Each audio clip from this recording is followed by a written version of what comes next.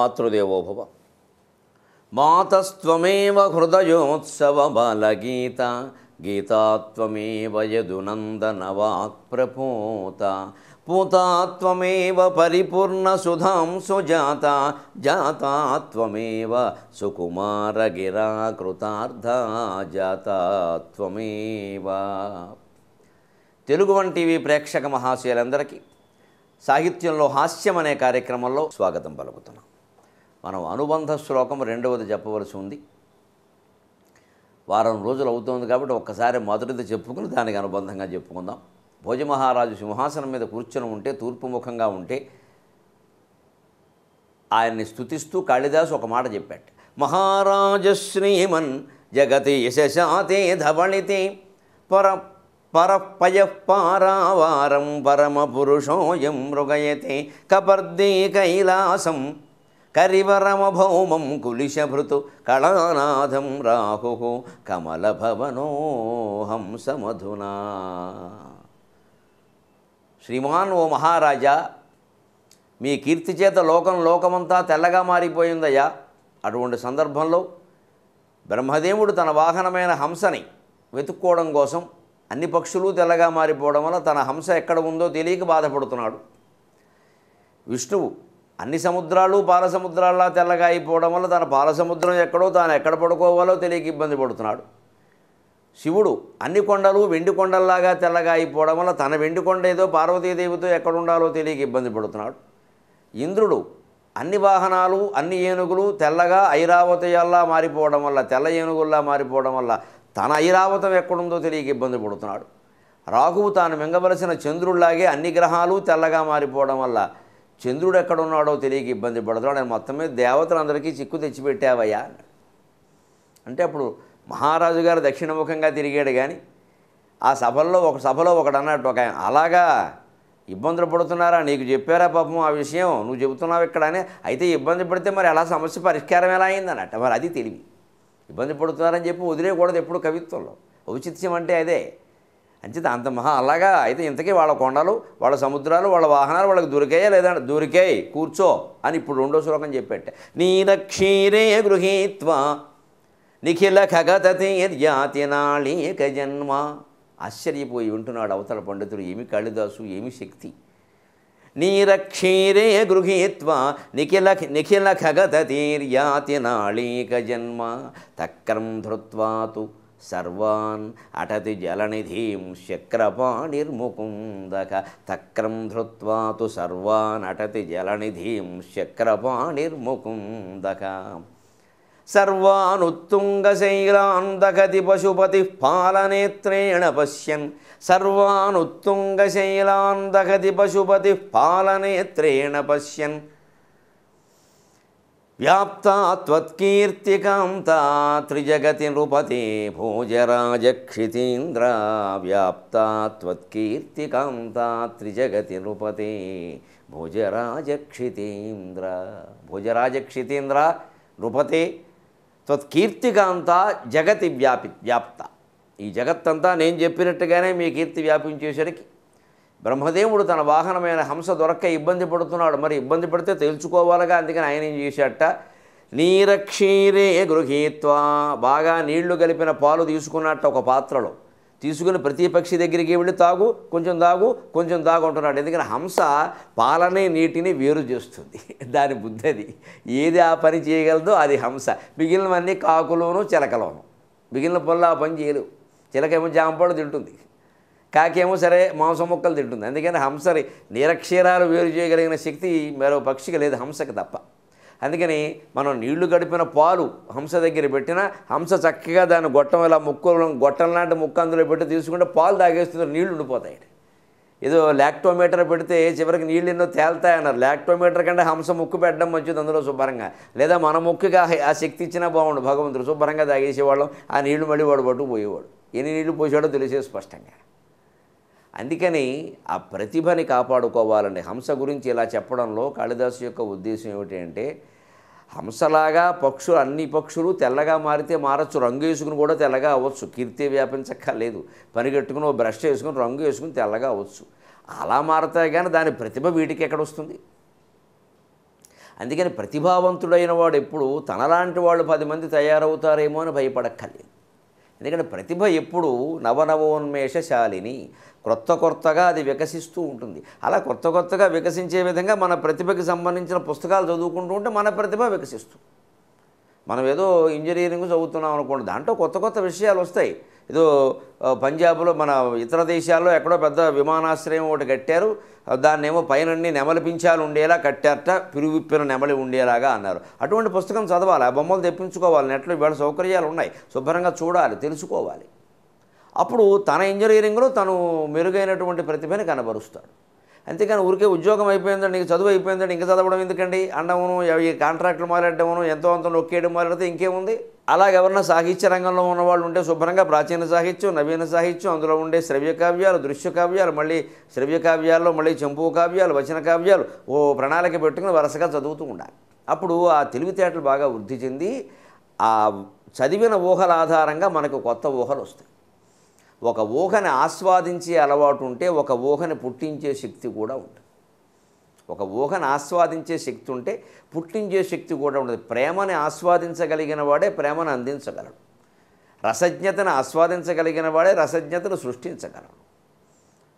అలాంటిది సంతానం మీద అపూర్వమైన ప్రేమ కలిగిన వాడే సంతానాన్ని ఉత్పత్తి చేయగలడు. వాడికి ప్రేమ లేకపోతే సంతానం ఎలా పుడతారు? కావాలనే కోరిక లేకపోతే ఏదైనా అంతే. అంచేత మనం కవులం కాలేదు, మనం పండితులం కాలేదు అనుకోకల. ముందు కవిత్వాన్ని, పాండిత్యాన్ని ఆస్వాదించే శక్తి ఉంటే కొన్నాళ్ళకి అదే మనని కవిని, పండితుడిని చేస్తుంది.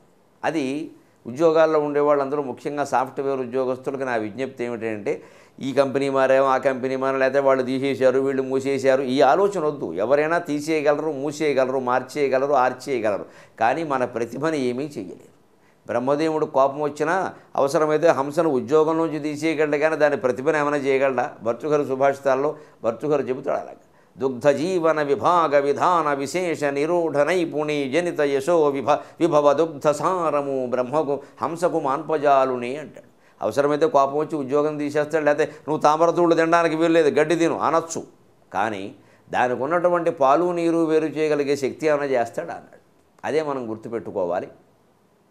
అంచేతన హంసకు ఆ శక్తి ఉంది కాబట్టి మహారాజా ఆ పాలు నీరు పట్టుకుని వెళ్ళాడు ప్రతి పక్షి దగ్గరికి. వెంటనే ఆ పక్షి అలా చూసి వేరు చేసేసరికి గ్రహించాడు. మరి విష్ణుమూర్తి ఏం చేశాడయా? ఆయన కర్మ గాలింది. తక్రం ధృత్వా తు సర్వానటది జలనిధిం చక్రపాణిర్ముకుంద. దశావతారాలు ఎత్తినవాడు అఖిలాంటి బ్రహ్మాండ కోటి నాయకుడిగా పట్టిన గతి ఏమిటంటే, గొల్ల ఇళ్లలో దొంగతనం చేసిన కారణంగా ఓ మజ్జిగ గిన్నోడు పెట్టుకు బయలుదేరాట. పెడతలో మజ్జిగ పోసుకుని, ఎందుకని పాల సముద్రం కనపడగానే ఓ చుక్క అందులో వేస్తున్నాట. ఏది తోడుకుని పెరుగైతే అది పాల సముద్రం అనమాట. ఎంత చిత్రమైన పోవాలండి. విష్ణుమూర్తికి ఈ కర్మ ఏమిటంటే మరి అంతే, మరి పాల సముద్రానికి ఇప్పుడు ఈయన మారితే పాల సముద్రం మారుతుంది ఏమిటి? ఈయన గొప్పవాడైతే అది గొప్పవాడవుతుందా? అందుకని ఈయన ఓ తక్రం ధృత్వాదు, ఓ మజ్జిగ గిన్నెలో చల్ల కోసం వచ్చి ముంత దాచామని ముంతలో చల్ల పోసుకుని పట్టుకెళ్ళి, ఇదో సముద్రమా ఏమిటో తెలుపో నలుపో తెలిసి చావట్లేదు, ఈ సంత ఈ భోజమహారాజు గది కానీ మా ప్రాణం మీకు వచ్చింది అని ఓ చుక్క తీసి అందులో వేసేవాట. అదేమీ మారకపోతే అథవ సముద్రం, ఇదేదో వేరే సముద్రం అనుకున్నాడు. చిలా మొత్తానికి ఓ 10-15 సముద్రాలు తిరిగేట. ఓ చోట కొంచెం పెరుగులో తయారు, ఇక్కడ మజ్జిగ పోయగానే తోడు వేయగానే పెరుగు తయారవుతుందంటే ఇది పాల సముద్రం అనుకుని ఇంక ఎట్టి పరిస్థితుల్లో దీన్ని వదలకూడదు. రావణాసురుడు పుట్టని, హిరణ్యకశిపుడు పుట్టని, మీ పాటలు మీరు పడండి రాబాయ్, నా చోట్లోంచి నేను రాను, తీరా వస్తే ఈ భోజమహారాజు వల్ల మాకు ఇబ్బంది అవుతుంది అని అక్కడే ఉండిపోయాడు. ఎంత ఆశ్చర్యం, ఎంత ఆనందకరమైన విషయాలండి, ఏమిటి ఊహసలు. మరి శివుడు ఏం చేశాడయా వెండి కొండని అంటే, సర్వానుత్తుంగ శైలాన్ దగతి పశుపతి పాలనేత్రేణ పశ్యన్. వెండి వేడికి కరిగిపోతుంది, పైగా వెండి తొందరగా వేడిని గ్రహిస్తుంది కూడా. మీరు వెండి గ్లాసులో పాలు పోసుకుని వేడి పాలు పోసుకుంటే తొందరగా చల్లారు, స్టీల్ గ్లాసులో చల్లారుతాయి. ప్లాస్టిక్ గ్లాస్ సరే చల్లారడమే కాదు, రుచి కూడా పోతుంది. మట్టి పడితే గొడవే లేదు. కానీ వెండి గ్లాసులో ఒక ప్రత్యేకత ఏమిటంటే, వెండిలో కనుక వేడి పదార్థం ఏదైనా పోస్తే ఎక్కువసేపు అలా ఉంటుంది, పైగా గ్లాసు కాలిపోతూ ఉంటుంది ముందు. ఆ కాలిపోయే లక్షణం, మంటను గ్రహించే లక్షణం, అగ్నివాహకత్వం అనేది వెండికి చాలా ఎక్కువ, బంగారం కంటే కూడా. అందుకని శివుడు ఏం చేస్తున్నాడు, ఇంకా వేరే దారి ఏమీ లేక ఆయనకి అగ్గిపెట్టెలు లేవు కాబట్టి అప్పట్లో ప్రతి కొండ దగ్గరికి వెళ్ళి 3వ కన్ను తెరుస్తున్నట్ట, పాలనేత్ర. అది అగ్నికి కనుక కరిగిపోతే అది వెండి కొండ, కరగకపోతే మామూలు కొండ అని మొత్తం సుమారుగా సగం వెండి సగం పర్వతాలు కరగబెట్టేసేవాడే. కానీ కరగదు కదా, వెండి తప్ప మిగిలింది కరగదు. మట్టి కొండ అయితే కరగదు. అందుకని ఇది కరగట్లేదు, అసలు బండరాయి, ఇది వెండి కాదు, అని ఏ పర్వతం కరిగి నీరే వెండి ఎలా ప్రవహిస్తూ ఉంటుందా అని చూసి అప్పుడు మొత్తం మీద ఇలా తడువుకుని అమ్మయ్య వెండి కొండ దొరికిందిరా అన్నట్టు ఏం ఊహండి అసలు. సర్వానుత్తుంగ శైలాందగతి పశుపతి పాలనేత్రేణ పశ్యన్ వ్యాప్తా త్వత్కీర్తికాంతా త్రిజగతి నృపతే భుజరాజక్షితీంద్ర. ఈ రకంగా మీ కీర్తికాంత వ్యాపించి బ్రహ్మ విష్ణు మహేశ్వరులను ఇబ్బంది పెట్టిందని చెప్పిన వాడు ఆ పండితుడు అడిగేసరికి మళ్ళీ సమస్య పరిష్కారం అయిందని కవిత్వం గొప్పతనమే అది. వెంటనే మరి విచిత్రం ఏం జరిగిందంటే రాజుగారు దక్షిణం వైపు నుంచి అటు పశ్చిమంగా తిరిగాడు. ఈయనకి ఏం ఇవ్వకపోగా మళ్ళీ ఇది ఎప్పుడు అనుమానం వచ్చింది, ఏదో మొత్తం మీద ఇది కూడా నచ్చలేదురా, ఇంకోటి చెప్పాలరా అని కాస్త ఆలోచించాడు. వచ్చే వారం దాన్ని చెప్పుకుందాం. ఈవేళ మరొక అద్భుతమైన తెలుగు పద్యం. సాధారణంగా మనం లోకమంతా అల్లకల్లోలంగా ఉన్నప్పుడు రాష్ట్రంలో కానీ దేశంలో కానీ పరిస్థితులు ఇప్పుడు ఎలా ఉన్నాయో మీకు తెలుసు. అలా ఉన్నప్పుడు ఏమిటి ఎప్పటికైనా ఈ దేశంలో ధర్మం నిలబడుతుందా, అవినీతి అనేది పోతుందా? ఎవడో ఢిల్లీలో రాజ్యం వెళతాడనుకుంటే 50 రోజులు కూడా లేకుండా చతికిలు పడ్డాడు అరవింద్ కేజ్రీవాల్. చీపురు కట్టతో ఆయన దేన్నో ఊడు చేస్తారంటే ఆయనే చెత్తపుట్లో పడ్డాడు వెళ్ళి. అంటే సాహసాలు మంచివే కానీ దుస్సాహసాలు మంచివి కావు. ఆచరణాత్మకమైన ప్రణాళికతో వెళ్ళాలి కానీ ఆవేశం ఎప్పుడూ సమస్యల్ని పరిష్కరించదు. ఆవేశం మాట్లాడడానికి బాగుంటుంది, ఆచరించడానికి బాగుండదు. ఆయన ఆవేశపడ్డాడు చాలా. ఆవేశంతో అన్ని సమస్యలు పరిష్కారం కావు. ముఖ్యమంత్రి రోడ్డు మీద కూర్చున్న ధర్నా చేయడం ఉందే పిచ్చోడు చేసే పని ఇది. అటువంటి పనులు చేయకూడదు. వ్యవస్థలో ఎప్పుడు అందరూ మంచివాళ్లే ఉండరు, అంతా మంచితనం ఉండదు అందరిలో కూడా. కొంత మంచిదనాన్ని కాస్త పెంచాలి. ఆ పెంచడం ద్వారా మంచివాళ్ల సమూహాన్ని పెంచాలి. గురజాడ అప్పారావు గారు చెప్పినట్టుగా మంచి అన్నది పెంచుమన్న. ఆ పెంచుకుంటూ పోతే మంచి సైన్యం అనేది బాగా ఏర్పడితే ఒక 30-40 మంది మంచి సైన్యం ఉంటే మిగిలిన 60 మంది కొంచెం భయపడతారు. క్రమంగా ఇది 60 అది 40 అవుతుంది. అప్పుడు ఖచ్చితంగా దానికి కొంత కాలం పడుతుంది. ఓ 10 ఏళ్ళు పట్టచ్చు, 20 ఏళ్ళు పట్టచ్చు. అది మన ప్రయత్నం మనం నెమ్మదిగా చేయాలి కానీ ఆవేశపడకూడదనడానికి ఒక మంచి పద్యం. ఎంత క్లిష్ట పరిస్థితుల్లో కూడా అర్ధరాత్రి గాలి వీచినంత సహజంగా మన ప్రయత్నం మనం చేస్తే, మన ధర్మం మనం చేస్తే మిగిలినవన్నీ సరవుతాయి, దానంతట అవే అవుతాయి, నువ్వేం బాధపడక్కర్లేదు అని చక్కని శృంగారమయమైనటువంటి పద్యంతో అర్ధరాత్రి 2 గంటలకు వీచిన గాలిని వర్ణిస్తున్నాడు ఆముక్తమాల్యదలో శ్రీకృష్ణదేవరాయలు.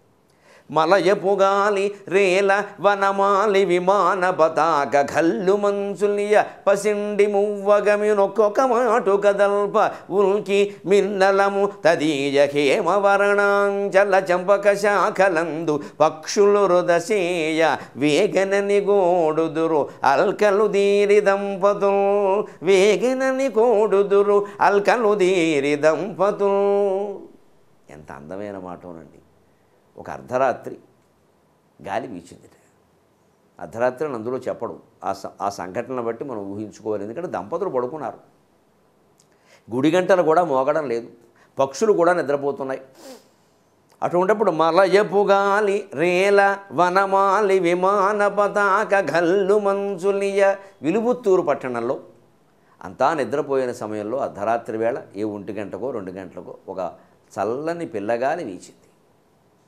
అది అలా నెమ్మదిగా అలా వీచుకుంటూ వస్తుంటే అది విసురుగా రాలేదు, అలా విసురుకుంటూ వచ్చింది. విసిరిగారతో విసిరినట్టుగా వచ్చింది, విసురుగా రాల. ఆ వచ్చిన గాలి ఆ ఊళ్ళో ఉండే విష్ణుమూర్తి యొక్క గుడికి ధ్వజస్తంభానికి వేలాడేటువంటి గంటలకి తగింది. ఆ గంటలకి చిన్న చిన్న మువ్వలు ఉన్నాయి, అవన్నీ బంగారపు మువ్వలు. కానీ ఎంతైనా మోగుతాయి కదా, కంచు మోగునట్లు కనకంపు మోగదు, కానీ ఎంతో కొంత మోగుతుందిగా. అందుకని ఆ గాలి బియ్యగానే అలా గలగలగలగలగలగా మోగేయట. గాలికి మువ్వలు మోగి వెంటనే తదీయ హేమవరణంచల చంపక శాఖలందు పక్షులు రొదసేయ. ఈ గాలి బియ్యగానే ఆ గాలికి ఆ మువ్వలు మోగానే పసిండి మువ్వగమినొక్కొక్క మాటు కదల్ప. అలా వచ్చి అలా గలగల అలా మళ్ళీ అనమాట. గాలి తెరలుగా పొరలుగా వస్తుంది కదా, అలా మాటిమాటిగా ఆ ధ్వజస్తంభంలో ఉండే గంటలు చిరు గంటలకి తాకా మువ్వలు గలగల అని మోగుతూ ఉంటే ఆ శబ్దం వినడానికి చాలా బాగుంది. ఆధునికంగా కూడా మనకు కొంతమంది ఇళ్లల్లో ఈ ముందు గదిలో ఉంటుంది ఇలాగా, ఆ సరిగ్గా సీలింగ్ ఫ్యాన్కి దగ్గరగా 4 కమ్మీల్లో ఇలా వేడదీస్తారు, 4 గొట్టాల్లో ఉంటాయి సన్నగా, దానికి చిన్న చిన్న మువ్వల్లా ఉంటాయి. సరిగ్గా ఆ ఫ్యాన్ గాలికి అని ఊగుతుంటే చాలా బాగుంటుంది. అంతకు మించి శబ్దం ఉండకూడదు, ఆ మాత్రం కూడా వినపడకపోతే అందంగా ఉండదు. ఆ పరిమితి జీవితం ఎప్పుడు అంతే ఆ పరిమితికి లోపల ఉండాలి. ఈ శృంగారం, వీరం, కరుణం, అద్భుతం అన్ని రసాలు ఉండాలి, ఓ పరిమితిలో ఉండాలి. అలా పరిమితంగా మోగే గుడి గంటలే ఆ జీవితంలో ఉండే పరిమితిని తెలియజేస్తాయి. అపరిమితంగా మోగితే మళ్ళీ వృధ కింద ఉంటుంది. గాలి వీచింది, గాలికి మువ్వలు మోగాయి. అప్పుడు వెంటనే తదీయ హేమవరణంచల చెంపక శాఖలందు పక్షులు రొదసేయ. ఈ మువ్వల సవ్వడికి ఆ గుడి పక్కనే ప్రహారీ గోడ పక్కన ఉండే సంపెంగ చెట్టు మీద పగలల్లా వేటాడి వేటాడి అలసిపోయి వచ్చి పడుకున్నటువంటి పక్షులకి మెలకు వచ్చింది. పక్షులకి చిన్న శబ్దం అయితే చాలు మెలకు వస్తుంది. అందుకే కోడుకుని కంటారు. కోడి నిద్రపోదు, దాని భయం దాంది. నిద్రపోతే యజమాని వేసేస్తాడు. పడుకుంటే మొత్తం దీని మొగుడిని వేసేసాడు మన సంక్రాంతికి, ఇప్పుడు దీపావళికి దీన్ని వేసేస్తాడు. అందుకని దానికి తెలుసు కోడుకుని కంటారు. కోడి పడుకోదు, ఆ గూట్లో ఇలా పడుకున్నట్టు ఇలా లేస్తూ ఉంటుంది. మళ్ళీ కోడి లేడీ పడుకోరు, ఎందుకంటే లేడీకి భయమే ఎక్కడి నుంచి వచ్చి ఏం తగులుతుందో అని. ఒక లేడీ అరణ్యంలో సగటున రోజుకి 70 మైళ్ళు పరిగెడుతుందట. కేవలం భయం అండి, భయం కారణంగా 70 మైళ్ళు. భయం అనేది మనిషిని అలా చేస్తుంది. కోడుకునుకు కూడా కారణం భయమే. అలాగే దొంగల భయం ఉన్నవాడు పడుకోలేరు. మరి అలాగే పక్షులు కోడుకునుకలాగా, అందుకే లేడికి లేచిందే వేళ. పైగా పక్షులకు మెలకు వచ్చింది మువ్వల సభడికి. రాగానే అనుకునేడు పక్షులకి ఏం గడియారమా, తెలుసునా, ఆకాశాన్ని చూసి ఏమైనా గుర్తుపట్టగలవా, ఏం జ్ఞానం ఉందండి వాటికి? అవి లేక అవి అనుకున్నాయంటే తెల్లారిపోయి ఉంటుంది అని అప్పుడే వేటకు బెలబెల బెలబెల బెలబెల అని వేటకు బయలుదేరాడు. ఎందుకంటే ఒక పక్షి ఎప్పుడు వేటకాడదు, దాని భయం దాన్ని. అన్ని పక్షులు కలిపి పెడతాయి. అందుకనే పక్క పక్షులు నిద్రలేపు, అవి కూడా అలాగా మైకంగా నిద్రలేచి అన్నీ వేటకు బయలుదేరాయి. చూడండి విచిత్రం, అనుకోని ఘట్టాలు. గాలి వీచింది, గాలి సవ్వడికి మువ్వలు మోగాయి, మువ్వల సవ్వడికి పక్షులు నిద్రలేచాయి. అప్పుడు ఇంకో చిత్రం జరిగింది. వేగనని గూడుదురు అల్కలు తీరి దంపతులు. ఈ పక్షులు బెలబెల బెలబెల బెలబెల అని ఆ లెక్కలు అల్లార్చుకుంటూ వేటకు బయలుదేరే చప్పుడు కిటికీలోంచి వినపడింది. ఎవరికి? దంపతులకి. వాళ్ళెవరట? కొత్త దంపతులట. కవిగారి యొక్క చాతుర్యం చూడండి, కల్పన. కొత్త దంపతులు, ఇప్పుడు కొత్తగా పెళ్ళి ఇంకా 6 నెలలు దాట్ల. వాళ్ళు కాస్త మంచి మోజు మీద ఉంటారు. దానికి ఏముంది, సరదాగా ఎప్పుడు వీలైతే అప్పుడు ఏకాంతంగా గడుపుదామనే సరదాలో ఉంటారు. సో 10 ఏళ్ళు అయితే ఏకాంతం ఏముంది, ఇంకా నీరసమే. అందుకని కొత్తలో ఉన్నారు, వాళ్ళు సరదాగా ఉన్నారు. ఎప్పుడు కాస్త మునిమా పవగానే తలుపు వేసేస్తున్నారు. అత్తగారు మామగారు కొంచెం ఏదోలా ఉన్నా సరే ఉండండి అన్నట్టుగా వేసేస్తున్నారు సరదా. అందుకని ఏదో వంకట్టి ఇల్లాలు కూడా పొలం వెళ్ళిపోతుంది, మొగుడికి అన్నం పెట్టకెళ్ళడం, అక్కడ ఒక సేపు గడపడం, ఏదో సరదా. అలాంటి స్థితిలో వాళ్ళు పడుకున్నప్పుడు ఏమైందంటే చిత్రంగా అలకొచ్చింది. ప్రణయ కోపం అంటారు. పడుకునే ముందు ఏదో మగాడికో ఏదో కోపం వచ్చింది, ఏదో సమయానికి అన్నం పట్టుకురాలేదనో, వచ్చాక ఏదో నవ్వలేదనో, ఏడిచిందనో ఏదో ఉంటుంది. కోపపడడానికి ఏముంది, ఏదో కారణం. అందుకని మగాడు కోపం వస్తే ఆడది పాపం ఏదో సర్ది చెప్పే ప్రయత్నం చేసింది, కానీ వెంటలేదు. ఆవిడికి కోపం వచ్చింది. అందుకని ఏమిటి ఊరికాను అస్తమానం బతిమాలతారు, పడుకుంటే పడుకోండి ఎవరికి అని. ఆవిడేమో ఎడమొహంగా పడుకుంది, ఈయన అంతకంటే పెడమొహంగా పడుకున్నాడు. ఇప్పుడు విచిత్రంగా వీళ్ళిద్దరూ ఇలా పెడమొహంగా పడుకునగా ఈ గాలి వీచింది. గాలికి మువ్వలు మోగాయి, మువ్వల సభడికి పక్షులు నిద్రలేచాయి. పక్షులు రెక్కలల్లారుస్తూ బిలబిల బిలబిలబిన చప్పుడు చేస్తున్న దంపతులకు మెలకు వచ్చి ముందు ఆడకూతురికి మెలకు వచ్చింది. లేడీలాగే లేడీకి కూడా నిద్ర పట్టదు. అందుకని అమ్మాయికి మెలకు వచ్చి అనుకుంటుంది కొత్త పెళ్లి కూతురు ఏమిటో. అప్పుడే పక్షులు వేటకు బయలుదేరుతున్నాయి. మరి చప్పుడు అవుతుంది కదా అక్కడ. ఇందాయించింది 2ో 1 అయింది, కానీ తెలియదు. పక్షులు బయలుదేరితే నిజం అనుకుంటున్నారు. అప్పట్లో గడియారాలు లేవు మరి. అందుకని పక్షులు వేటకు బయలుదేరుతున్నాయి. తెల్లారిపోయి ఉంటుంది. తెల్లారితే మళ్ళీ మొగుడుతో ముద్దు పెట్టుకోవడం కాదు, మాట్లాడడానికి కూడా ఉండదు. అప్పుడే మా అత్తగారు వచ్చి తలుపు కొట్టేసి ఇంకా లేవలేదు ఏమిటో, పూర్వకాలం కోడళ్ళు కాదమ్మా అని అప్పుడే మొత్తం పురాణాలు మొదలెడుతుంది. ఇవిడి సంత బంగారం లాంటి సమయాన్ని పాడు చేసుకుంటున్నాం. మగాడు అన్నాక ఏదో కోపం రాదా, దాని గురించి అంత పట్టించుకోవాలా అన్నట్టుగా అని ఒక్కసారి కొంచెం కిసకిసలాడి దగ్గి ఇటు తిరిగావిడ నెమ్మదిగా. లీ కుడి చేతి చీటికినవే లీ కొసలు రాజుకొను వేళ అని తన కుడి చేతి చిటికిన వేలుతో భర్త కుడి చేతి చిటికిన వేలు ఇలా రాసింది. అప్పటికి మనవాడికి కూడా మెలకు వచ్చింది. మెలకు వచ్చి ఆయన మనస్సులో కూడా ఏమిటో ఆడాళ్ళు అన్నాక పనిచేసి చిక్కగా ఉంటారు. ఏదో కొంచెం చిక్కగా ఉంటే భార్యను బతిమాడడంలో ఎంత అందం ఉంది, యథోపౌరుషం దానివల్ల ఏమైంది, బంగారం రాత్రి పాడైపోయింది అని అతనికి కూడా మెలకు వచ్చి అందానికి సరిగ్గా అప్పుడు ఈ కొసలు రాసుకునేసరికి రాజుకుంటాయి రగులుతోంది మొగలిపోదా అని. అందుకని సరిగ్గా చిటింగల వేల మీరు రాసి ఆయన కూడా ఇటు తిరిగట. ఇంకా ఇద్దరి చేతులు ఇలా కలిసాక ఏం జరిగిందో వేరే చెప్పక్కర్లేదు. ఇక అంతకంటే చెప్పడు కవి. దీంట్లో ఈ సరదాగా శృంగారం కోసం యువతరాన్ని ఆకట్టుకుందుకే చెప్పిన ఇందులో ఉండే గమ్మత్తు అయినటువంటి ధర్మ సూక్ష్మాన్ని గమనించండి. గాలి వీయడం ధర్మం, పక్షులు లేచి వేటకు బయలుదేరడం అర్ధపురుషార్థం, దంపతులు లేచి కలవడం కామపురుషార్థం, గుడిగంటల మువ్వల మోగడం మోక్ష పురుషార్థం. 4 పురుషార్థాలని ఒకే పని ద్వారా సాధించవచ్చు అని మహానుభావుడు చతుర్వేద పురుషార్థాలని 4 పాదాల్లో పెట్టేశాడు చంపకమాలలో. మనకి ఎంత గొప్పవాడండి శ్రీకృష్ణదేవరాయలు. ఇంకొంచెం లోతుగా వెళ్ళి ఆలోచిస్తే గంటలు గాలి దానంతటదే వీచింది, అలాగే గంటలు కూడా దానంతటవే మోగాయి. గాలి వీస్తే మోగుతాయి. అంచేత గంట మోక్షానికి ప్రత్యేక, గాలి ధర్మానికి ప్రత్యేక.